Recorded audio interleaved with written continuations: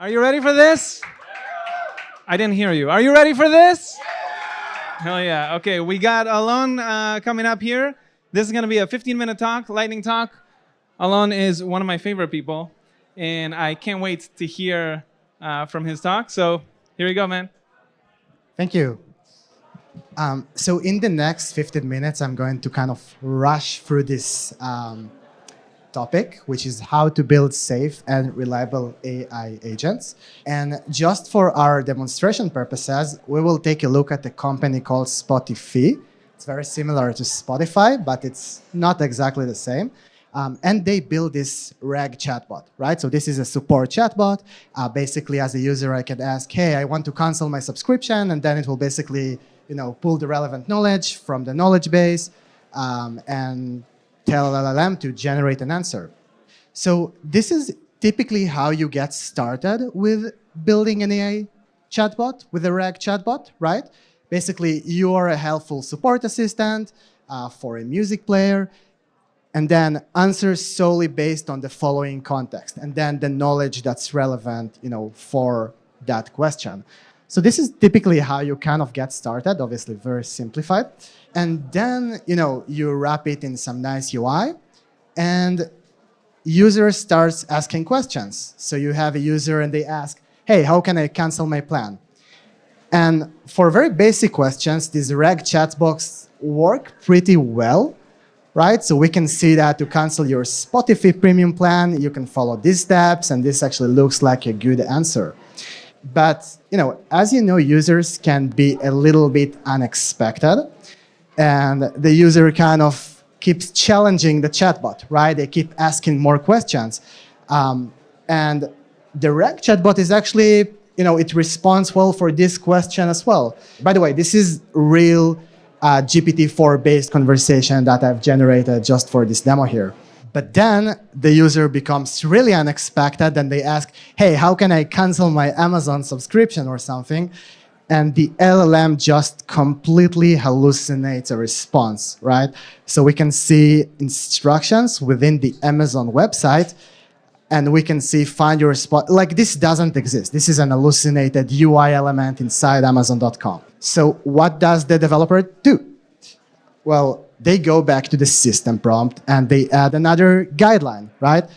You cannot assist with any service that's not Spotify, right? So they keep going back to the system prompt and keep adding more and more and more things. And this actually fixes the issue. So now when the user asks about Amazon, it's actually responding pretty well. Like, this is a good answer.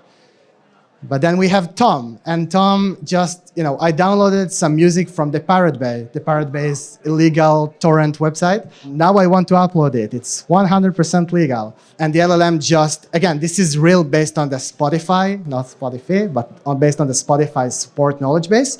And this is what the LLM generates. It's just, illegal instructions how to upload illegal music. Developer needs to come back to the prompt again and add another guideline. Do not talk about torrent websites. And what typically happens is that as you scale your Gen AI agent to more and more and more users, you keep adding more and more and more guidelines to the prompt, right? Do not mention competitors, do not talk about torrent websites, do not give financial advice, and so on and so forth. The problem with all of this prompt engineering is that, it's great, but as you add more and more and more guidelines to the prompt, essentially the prompt gets longer. And as the prompt gets longer, it's more complex, and essentially the capability of the LLM to actually follow all of these instructions just rapidly degrades, right? So you know this when you have really large prompts, it's just less and less and less accurate. And this is actually a paper here called Lost in the Middle that actually proves this concept. There are a bunch of other papers on this. So the goal with, what we really want to do is to transform these guidelines, this do not talk about competitors, do not talk about, do not do this, do that. We want to transform them into something that's a little bit more, enforcing, I'd say. So we like to call them guardrails. And this is essentially what our product helps you to build. So Aporia essentially allows you to build secure and reliable agents by essentially enforcing guardrails. So let's see how it works. Essentially, our detection engine is a bunch of small language models that are highly trained, they are fine-tuned for specifically these kind of guardrails. So one of the important things is that this is really, really low latency, right?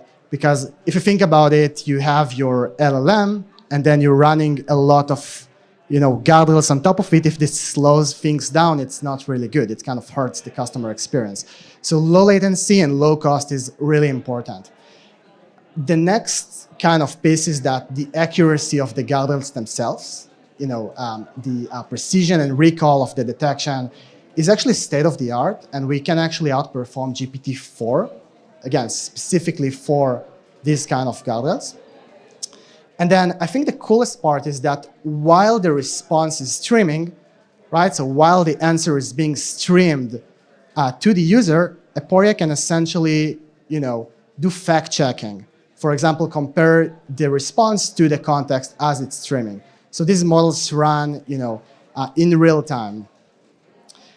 So an AI gateway is a super interesting concept. So if you work for a larger enterprise company, and you have multiple Gen AI teams working together, essentially an AI gateway is a very useful concept, and it allows you to put something between all of these teams and then the LLM provider like OpenAI or Bedrock or whatever, and then all of the traffic to the LLM essentially goes through this gateway. And this has lots of benefits. This lets you have cost control and switch LLMs and less vendor lock and so on. But when combining an AI gateway like these companies here, so when you combine them with something like Aporia, it becomes really powerful because essentially you can enforce guardrails for all the different Gen AI projects out of the box. Also, something that's really important is the ability to customize those guardrails, right? So it's not just generic mitigation of prompt injection or hallucination or profanity or things like that. You can actually build guardrails for your own use case.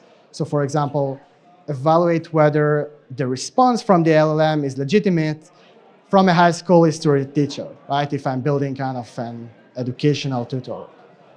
Now, a really cool piece is that actually if you're building a voice application, if you're building a voice agent or a vision agent, something that combines image capabilities, Aporia can actually add guardrails to that as well. This is a YouTube, again, I only have 15 minutes today, but this is a really cool demo of YouTube video where basically it's a sales assistant for retail. And essentially, the assistant, the AI-based assistant asks something like, hey, do you want to buy shoes? And then the user will demonstrate how do you actually do prompt injection, and then how Gadi and Sabrina here, they buy shoes for $1 each. And then they turn on the guardrails, and it's basically mitigated.